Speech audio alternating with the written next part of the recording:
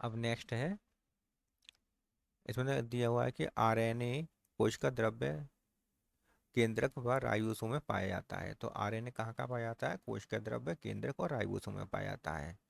इसमें उपस्थित शर्करा को राइबोस शर्करा कहते हैं। आरएनए में जो शर्करा होती है, आरएनए की शर्करा को राइबोस शर्करा कहते हैं, राइबोस शर्करा कहते हैं। और डीएनए की शर्करा को डीऑक्सी राइबोस शर्करा कहते हैं। यह सामान्य आनुवंशिक पदार्थ नहीं होता, परंतु अपवाद स्वरूप कुछ जीवों में आनुवंशिक भी होते हैं जिनमें डीएनए नहीं पाया जाता है। आनुवंशिक पदार्थ उनमें ये आनुवंशिक रूप से होते हैं, आनुवंशिक पदार्थ के रूप में होते हैं। जैसे एचआईवी वायरस होता है, टीएमवी वायरस होता है, इन्फ्लुएंजा वायरस होता है। ठीक है, तो ये टीएमवी, एचआईवी और इन्फ्लुएंजा वायरस, इनमें इन तीनों में पाया जाता है आरएनए आनुवंशिक रूप से, आनुवंशिक पदार्थ के रूप में पाया जाता है। आरएनए जो तीन प्रकार के होते हैं, rRNA, tRNA. RRNA ribosomal RNA, tRNA transfer RNA कहते हैं इसे, और एसआरएनए। ठीक है, तो पहला है राइबोसोमल आरएनए। राइबोसोमल आरएनए ये अधिकतम होता है, 80% होता है। और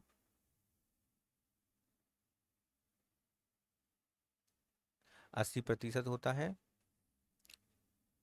राइबोसोम निर्माण में भाग लेता है। ठीक है, स्थानांतरण टीआरएनए ये प्रोटीन संश्लेषण की अनुरूपीकरण प्रक्रिया में सहयोग प्रदान करता है। संदेशवाहक आरएनए या एमआरएनए। एमआरएनए जो होता है ये प्रोटीन संश्लेषण की अनुलेखीकरण प्रक्रिया में भाग लेता है। आरएनए राइबोन्यूक्लियोटाइड की एक लंबी श्रृंखला होती है। डीएनए डीएनए डीऑक्सी राइबोन्यूक्लियोटाइड का एक बड़ा लंबा बहुलक होता है। ठीक? तो ये बहुलक होता है डीऑक्सी राइबोन्यूक्लियोटाइड का।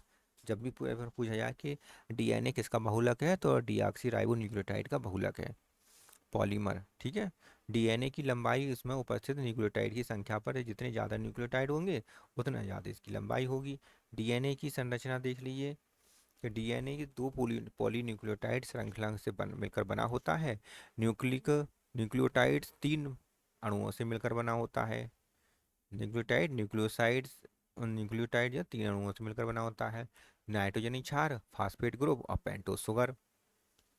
तो नाइट्रोजन क्षार प्यूरिन pyrimidine हो सकते हैं, और पेंटोस शुगर जो होती है वो आरएनए में तो राइबोस शर्करा होती है, डीऑक्सी राइबोस शर्करा डीएनए में होती है। प्यूरिन pyrimidine कौन कौन से होते हैं? तो प्यूरिन जो होते हैं वो एडेनिन और ग्वानिन होते हैं, और pyrimidine साइटोसिन और थाइमिन होते हैं। यदि यूरासिल भी pyrimidine होता है, लेकिन ये pyrimidine आरएनए में पाया जाता है। डीएनए में साइटोसिन, थाइमिन, pyrimidine पाए जाते हैं। और एडेनिन ग्वानिन तो ये प्यूरिन होते हैं, ये तो सभी में ही पाए जाते हैं।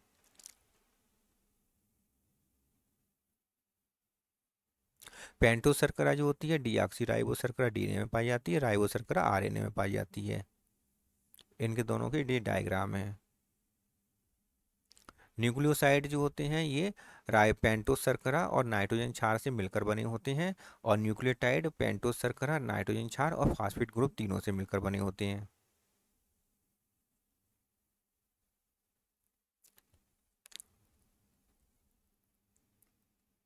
ये नाइट्रोजनी क्षार है, नाइट्रोजनी क्षार है, और इसके शर्करा लगी हुई है, और इसमें साथ में फास्फेट ग्रुप लगा हुआ है, PO4।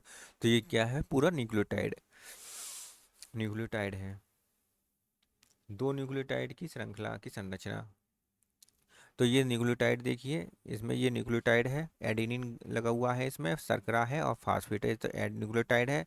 इधर न्यूक्लियोटाइड है, थाइमिन लगा हुआ है, एडेनिन से थाइमिन दो हाइड्रोजन बॉन्ड द्वारा जुड़ा हुआ है। शर्करा है, शर्करा लगी हुई है, और फास्फेट ग्रुप लगा हुआ है। ठीक है, तो इस तरह से दो न्यूक्लियोटाइड आपस में एक दूसरे से आइडेन बॉन्ड के द्वारा जुड़े रहते हैं। और दो न्यूक्लियोटाइड भी, एक न्यूक्लियोटाइड दूसरे न्यूक्लियोटाइड से फास्फेट डाई एस्टर बॉन्ड द्वारा भी जुड़े रहते हैं। इस तरीके से ये आपस में जुड़े रहते हैं और ये क्रिया बनाती है डीएनए की संरचना को, डबल हेलिक्स डीएनए संरचना को बनाती है। डीएनए की पॉलीन्यूक्लियोटाइड संरचना में कैसे बनते हैं, क्या होता है कि एडिनी वो अमीनो अम्ल, अमीनो सुगर होती है, अमीनो एसिड होता है, शुगर होती है और फास्फेट होता है। इस तरह से ये आपस में एक दूसरे से जुड़कर एक पॉलीपेप्टाइड चेन का निर्माण करते हैं। दो पॉलीपेप्टाइड चेन आपस में कैसे जुड़ती हैं कि एक पॉलीपेप्टाइड ये है 5' से 3' की ओर और 3' से 5' की ओर। तो ये जो है आपस में एक दूसरे से हाइड्रोजन बॉन्ड द्वारा जुड़ी होती हैं, जैसे कि अमीनो एडिनिन थाइमिन से हाइड्रोजन डबल हाइड्रोजन बॉन्ड से, साइटोसिन ग्वानिन से 3 हाइड्रोजन बॉन्ड से। इस तरह से ये आपस में जुड़ी होती हैं। बार्टसन और किक ने जो डीएनए का संरचना बनाई थी उसमें जो डीएनए है इसके डबल हेलिक्स होता है और दोनों हेलिक्स के बीच की दूरी जो है 20 एंगस्ट्राम होती है। ठीक है। और इनकी ये दो न्यूक्लियोटाइड्स के बीच की दूरी जो है 3.5 एंगस्ट्राम होती है। टोटल सर्किल एक हेलिक्स एक सर्किल की दूरी 35 एंगस्ट्राम होती है। टोटल 10 न्यूक्लियोटाइड इसमें होते हैं। चारगार रूल इम्पोर्टेंट रूल है, जो बहुत ज़्यादा इम्पोर्टेंट रूल है। डीएनए में प्यूरिन की मात्रा पिरिमिडीन क्षार के समान होती है। प्यूरिन बराबर किसके होता है, पिरिमिडीन के बराबर होता है। और एडेनिन जो है थाइमीन के बराबर होता है। ग्वानिन साइटोसिन के बराबर होता है। क्षार का अनुपात जो है A+T और बटे G+C बराबर 1 होता है। अर्थात क्षार जो है A+T का अनुपात A+T का जोड़ G+C के जोड़ के बराबर होता है, समान होता है। अब डीएनए व्यतिकरण या पुनः आकृतिकरण में देखिए क्या होता है। व्यतिकरण का मतलब है डीनेचरेशन होना। यदि डीएनए को गर्म कर दिया जाएगा तो उसमें क्या होगा कि इनके बीच में जो डबल बॉन्ड होते हैं ए और टी के बीच में, या ट्रिपल बॉन्ड जो होते हैं हाइड्रोजन बॉन्ड जी और सी के बीच में, तो ये टूट जाते हैं, ये ब्रेक कर जाते हैं, ये ब्रेक कर जाते हैं, टूट जाते हैं, जिसके कारण क्या दोनों हेलिक्स जो हैं एक दूसरे से अलग हो जाती हैं। तो गर्म करने पर ये हाइड्रोजन बंध टूटने से पॉलीन्यूक्लियोटाइड जो चेन है वो एक दूसरे से अलग हो जाती है और ठंडा करने पर ये पुनः आकृतिकरण हो जाती है, पुनः इनमें हाइड्रोजन बंध बन जाते हैं। ठीक है।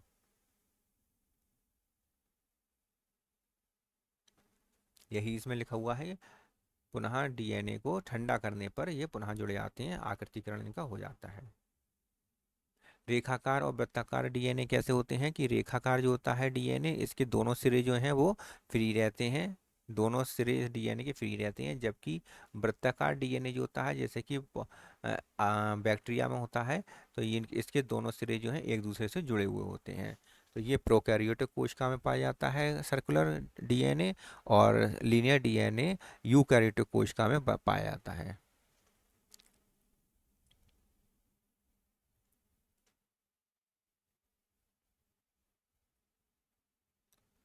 कोडिंग और नॉन कोडिंग डीएनए।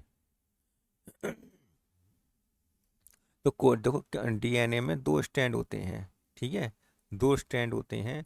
इसमें से एक जो होता है वो 5' से 3' की तरफ होता है और दूसरा वाला 3' से 5' की तरफ होता है। ठीक है, इस तरह से दोनों एक दूसरे के अपोजिट होते हैं और इनमें एक कोडिंग और एक नॉन कोडिंग होता है। तो डीएनए का वह भाग जो डीआरएनए बनाने में भाग लेता है कोडिंग भाग कहलाता है, एक्सॉन कहलाता है, कोडिंग भाग कहलाता है। ठीक है, तो वो वाला भाग जो आरएनए बनाने में भाग लेता है वो तो कोडिंग कहलाता है, और जो ना भाग नहीं लेता है वो नॉन कोडिंग वाला भाग होता है। ठीक है, या नॉन कोडिंग या इंट्रॉन कहते हैं। यूकैरियोटिक डीएनए प्रोकैरियोटिक डीएनए में अंतर तो इम्पॉर्टेंट है, ये तो याद करके ही रखनी है। तो यूकैरियोटिक डीएनए में डीएनए और हिस्टोन प्रोटीन पाई जाती है, जबकि प्रोकैरियोटिक में हिस्टोन प्रोटीन नहीं पाई जाती है। यूकैरियोटिक डीएनए जो है, यूकैरियोटिक डीएनए माइटोकॉन्ड्रिया लवक और केंद्रक में पाया जाता है, और ये केवल कोशिका द्रव्य में पाया जाता है। अब डीएनए और आरएनए में क्या अंतर होता है वो देख लीजिए। डीऑक्सी राइबोज शर्करा पाई जाती है, थायमिन पाया जाता है, लवकों माइटोकॉन्ड्रिया केंद्रक में पाया जाता है, जबकि आरएनए में राइबोज शर्करा पाई जाती है, यूरेसिल पाया जाता है और कोशिका द्रव्य में पाया जाता है। ठीक है।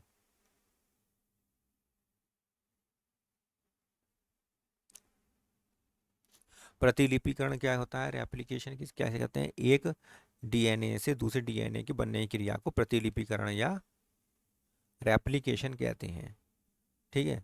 डीएनए प्रतिलिपिकरण की क्रिया में निम्नलिखित एंजाइम एंजाइम कौन कौन से भाग लेते हैं वो देख लीजिए। टोपोआइसोमरेज या डीएनए गायरेज। टोपोआइसोमरेज क्या काम करता है कि डीएनए के दोनों स्ट्रैंड को, जो कि हेलिकल होते हैं, इनको सीधा कर देते हैं। इनको क्या करते हैं, ये सीधा करने का काम करते हैं डीएनए टोपोआइसोमरेज डीएनए लाएंगे। टोपोआइसोमरेज। हेलिकेज क्या काम करता है कि दोनों क्षारकों के दोनों बीच में जो हाइड्रोजन बॉन्ड होते हैं, इनको हाइड्रोजन बॉन्ड को तोड़ देता है, अलग कर देता है हेलिकेज, जैसे चित्र में दिखाया गया है। RNA polymerase. आरएनए पॉलीमरेज कुंडल पर पहुंचता है और आरएनए के कुछ खंड को बना देता है। आरएनए के छोटे से सेगमेंट को बनाने का काम क्या करता है, RNA polymerase. RNA polymerase RNA के छोटे से खंड को बनाने का काम करता है। इसी खंड के आगे बढ़ने के साथ साथ पीछे की तरफ डीएनए पॉलीमरेज आ जाता है, और डीएनए पॉलीमरेज इसी खंड से लेकर आग पीछे की तरफ और न्यूक्लियोटाइड को जोड़ता चला जाता है, जिससे कि डीएनए पॉलीमरेज नए डीएनए स्ट्रैंड का निर्माण करता रहता है। ठीक है। तो ये तो हो गया, एक कंटिन्यूअस डीएनए स्ट्रैंड का निर्माण हो गया। दूसरा जो डीएनए स्ट्रैंड होता है उस पर अपोजिट दिशा में डीएनए पॉलीमरेज अपोजिट दिशा में खंडों को जोड़ता है, और इन खंडों को ओकाजाकी फ्रेगमेंट कहते हैं। ये खंड आपस में एक दूसरे से डीएनए लाइगेज द्वारा जोड़ दिए जाते हैं। ठीक है। तो 3 डैश से 5 डैश की जब पेरेंट स्टैंड होता है, तब 5 dash to 3 dash continuous stand होता है। यदि 5 dash to 3 dash parent stand है, तो उसमें 5 डैश से 3 डैश की ओर डिसकंटिन्यूस स्टैंड बनता है, जिसे ओकाजाकी फ्रेगमेंट कहते हैं, और ये डीएनए लाइगेज द्वारा जोड़ दिए जाते हैं। देखिए इसमें भी दिखाया गया 3 डैश to 5 डैश है, तो इसमें 5 dash to 3 dash continuous stand बनता है, और 3 डैश और जो 5 डैश to 3 डैश है, इसमें ओकाजाकी फ्रेगमेंट बनती है, और ये फ्रेगमेंट आपस में एक दूसरे से लाइगेज द्वारा जोड़ दिए जाते हैं। इस प्रकार नए नए डीएनए का निर्माण हो जाता है।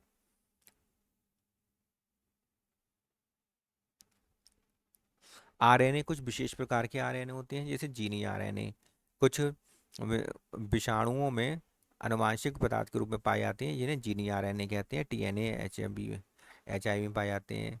कुछ होते हैं एसएनआरएनए या लघु केंद्रीय आरएनए, जो कि केंद्रक में पाए जाते हैं। एमआरएनए और आरआरएनए एमआरएनए व आरआरएनए के संश्लेषण और स्प्लाइसिंग में हेल्प करते हैं। राइबोजाइम्स होते हैं कुछ, जो कि उत्प्रेरक की तरह कार्य करते हैं, इन्हें राइबोजाइम्स कहते हैं।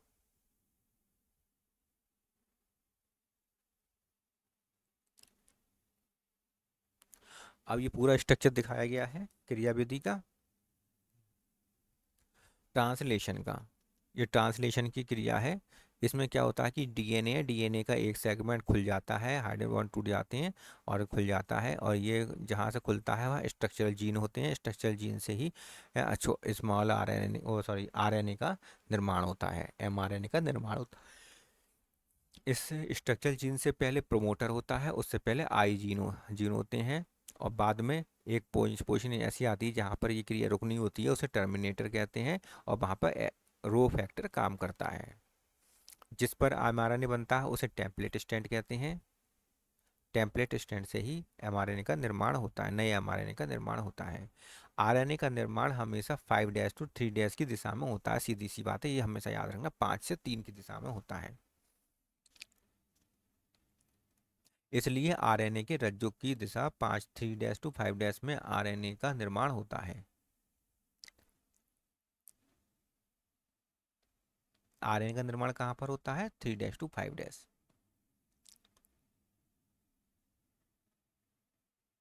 डीएनए का वह वाला स्ट्रैंड जो 3 to 5 होता है उस पर आरएनए का निर्माण होता है, और आरएनए जो बनता है वो 5 to 3 बनता है।